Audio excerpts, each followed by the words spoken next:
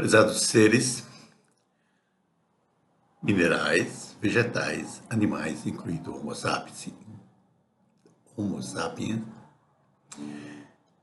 alienígenas, entes energéticos, como todos nós nos tornaremos um dia. Aqui é Ferruccio Billet, PhD. Eu vou falar sobre destruição criativa. É algo que apareceu recentemente, novamente.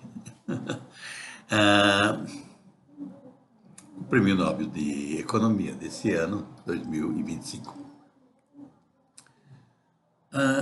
Essa história de destruição criativa é bastante antiga já, né? O Schumpeter já tinha surgido com essa ideia.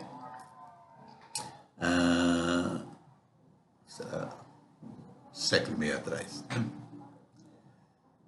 Que para você ter inovação, criar nova coisa, você tem que destruir a anterior, né?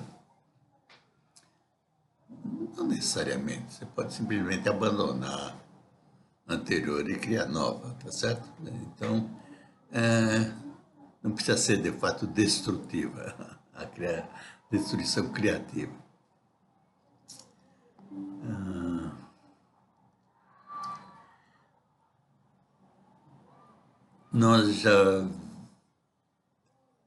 Essa ideia de destruição criativa, provavelmente ela é bem antiga, certo?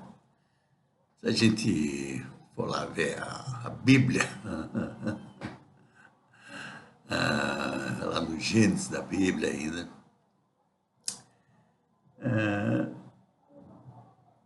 quando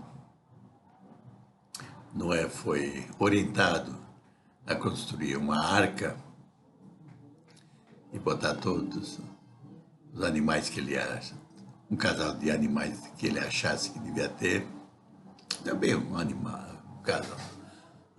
Tinha até mais do que um casal, né? Alguns eram sete pares de animais, ou 7 animais, iam servir como alimento para os outros. Então é uma história um pouco mais complexa. Mas no final, quem que saiu coletando esses animais foi o Noé, né? E parece que é isso porque depende de quem contar a história, né? Se for o Gilgamesh, se for a Bíblia, se for quem quer que seja, são historinhas um pouquinho diferentes, mas a ideia é sempre a mesma. Teve lá uma discussão entre alguns anjos e os anjos disseram que tem que acabar com a humanidade, né? Porque era o homem que eles criaram era imperfeito, desonesto, um monte de coisa.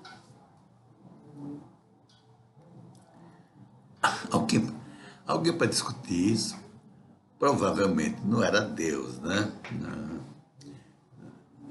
Me parece mais coisa de extraterrestre que veio aqui, fez experimentos com animais ou seres e criou assim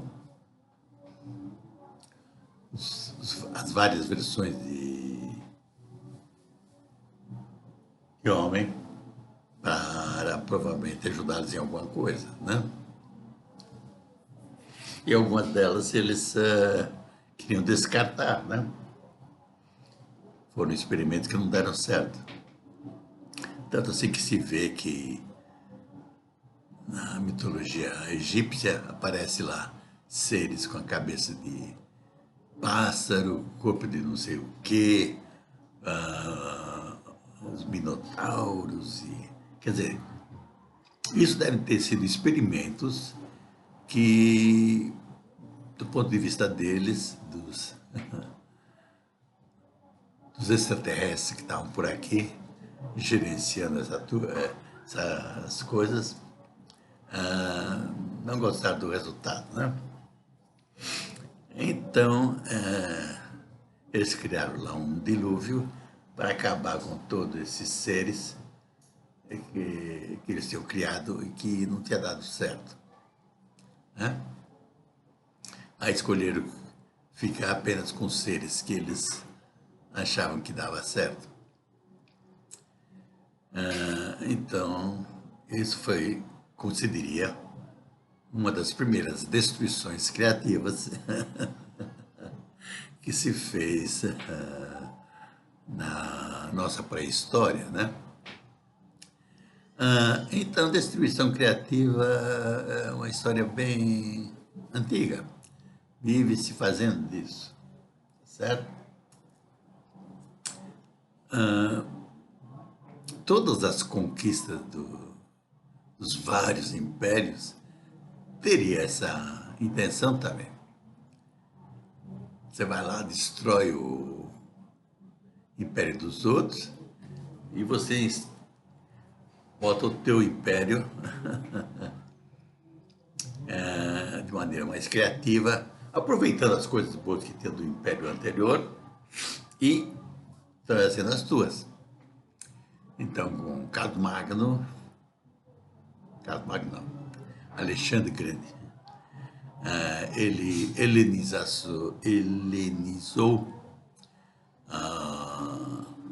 não só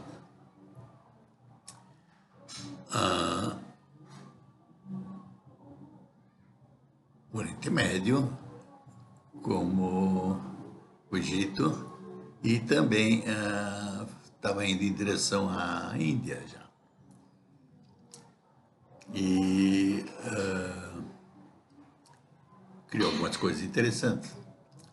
Mesma coisa fizeram os romanos, né? Destruir as coisas e depois construir outra coisa no lugar.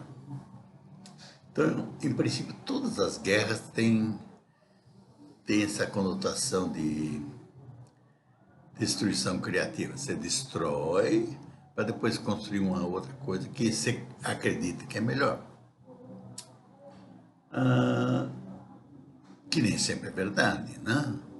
Certo?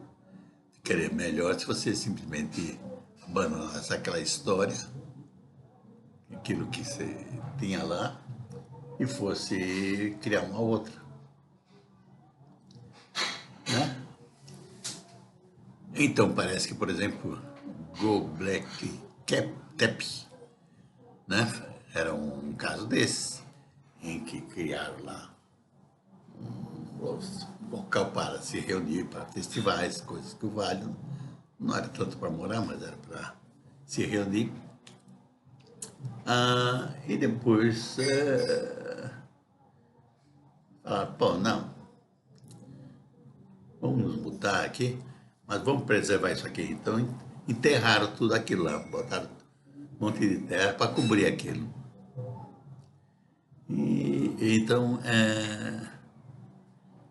se cobre algumas coisas para preservar para a posteridade. Então são ideias que um pouquinho diferentes de destruição criativa e que funcionam muitíssimo bem, certo? Agora, essas ideias que ganharam o Prêmio Nobel da Economia recentemente, isso é história antiga, sabe? Os economistas talvez não saibam, né? Mas o pessoal que mexe com ciência e tecnologia já faz isso há muito tempo, quantifica tudo isso e assim por diante, né? E, inclusive, tem os próximos passos da evolução. Não fica naquela historinha de destruição criativa apenas.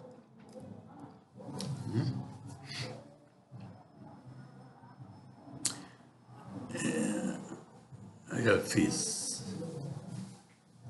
Tem um livro, publiquei um livro sobre Science and Technology Planning Policy. Nesse aí eu analiso tudo o processo de planejamento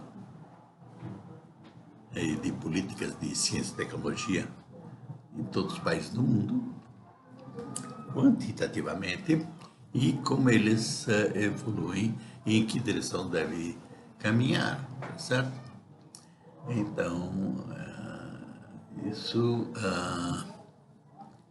é algo que se faz há bastante tempo.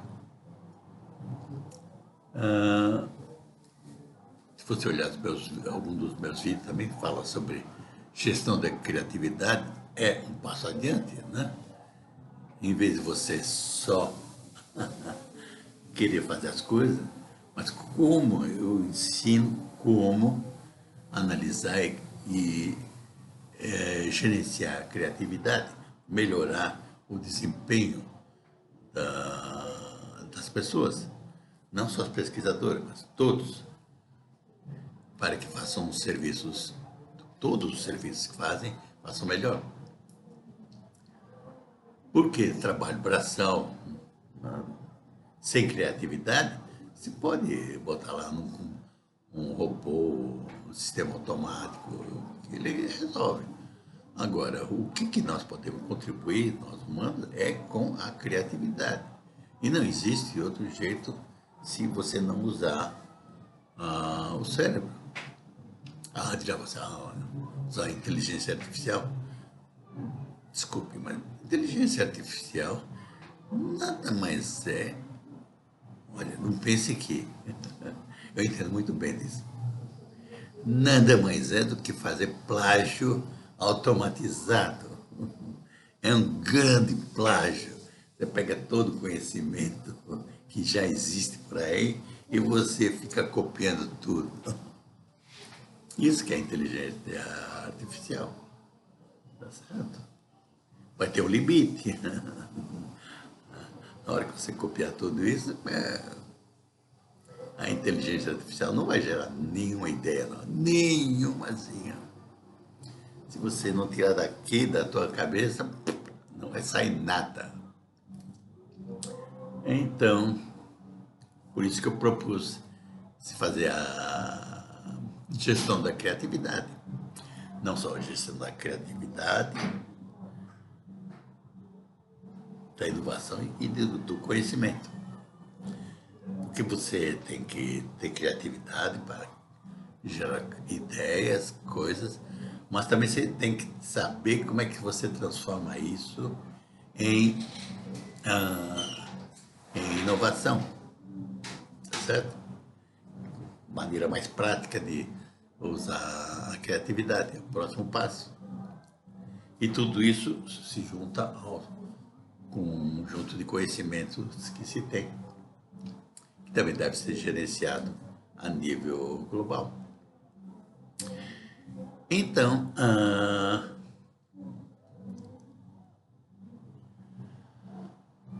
a ideia de destruição criativa é interessante, mas ela é antiga, né? E já se fez muito mais coisa do que isso. Então, eu acho que você não precisa destruir só para ter criatividade. Isso é uma maneira meia burra de fazer as coisas, tá certo?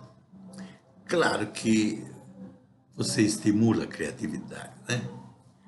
É que nem Hernán Cortés chegou lá no México e falou, não, nós vamos conquistar o Império Azteca. E para ter certeza que nós vamos fazer tudo possível, ele pegou, afundou todos os navios com que ele chegou da Espanha.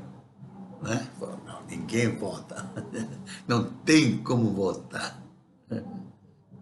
Ou conquista o Império Azteca ou morre aqui mesmo.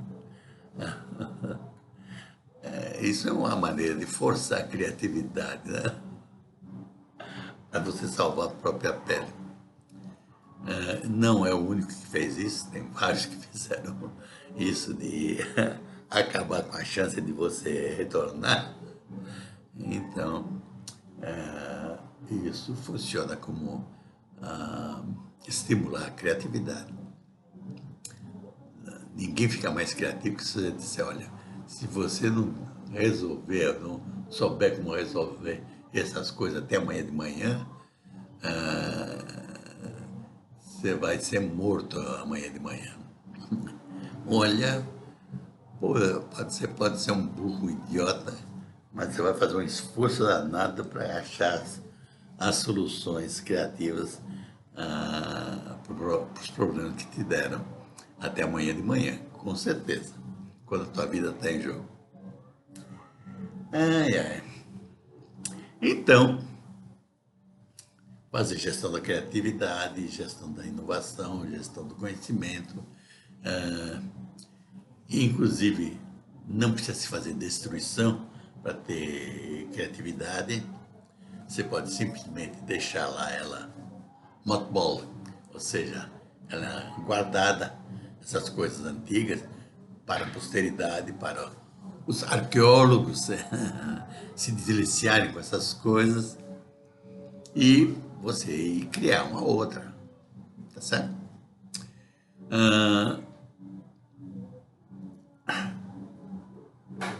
Então, relacionado com isso, tem um monte de coisas.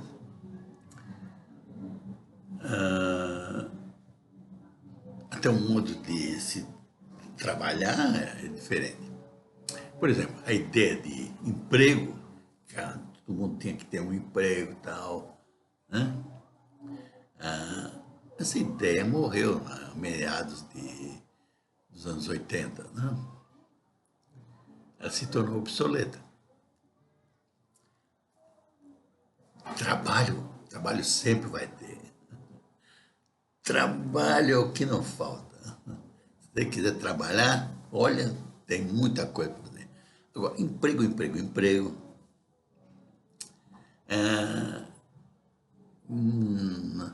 Ele é um item em extensão, tá certo? Então, o processo de produzir vai ser mais de coparticipação. Alguém precisa de uma coisa, você tem esse know-how para fazer e você oferece esse trabalho, tempo limitado, para fazer alguma coisa, seja lá um produto, um serviço, e vai para outra coisa, né? Então a coisa vai se evoluir. Mesmo porque os trabalhos, eles vão evoluir, tem que evoluir com o tempo. Você não pensa que você vai ficar fazendo sempre o mesmo trabalho a vida toda. Não. Se ele for repetitivo, é melhor botar uma máquina, um robô para fazer isso. Tá certo? Porque o robô não precisa tirar férias, não precisa de nada. Só um pouquinho de energia, que pode ser eletricidade, e pronto. E pode funcionar 24 horas por dia, 365 dias por ano. Né? Você não. Você, como um humano, você tem que descansar. Tal. Então, você não vai ser tão produtivo quanto um robô, um sistema automatizado. Então, as coisas que podem ser automatizadas passe-se para sistemas automáticos de fazer, passa para os robôs fazerem. E o ser humano passe a se dedicar mais ao trabalho criativo. Tá certo? É isso que nos diferenciam das máquinas. E por isso que nós temos que nos dedicar a fazer a gestão da criatividade, inovação, conhecimento, para que a gente possa cada vez evoluir melhor e mais, para ter uma vida mais confortável e com menos esforço. O único esforço, em vez de ser físico, vai ser mais mental. Tá certo? Acho que pelo momento a gente tem o suficiente sobre esse assunto. Algum outro dia eu vou discutir mais detalhes sobre esse assunto, tá certo? Mas, então, deu seu gostei ou não gostei, ah, adoraria tuas críticas e comentários. Compartilhe esse vídeo com todos que você quiser e inscreva-se no meu canal para ter acesso à informação, a novos vídeos, tá certo? Sempre vou ter alguma coisa, novidades nos meus vídeos, sempre, tá certo?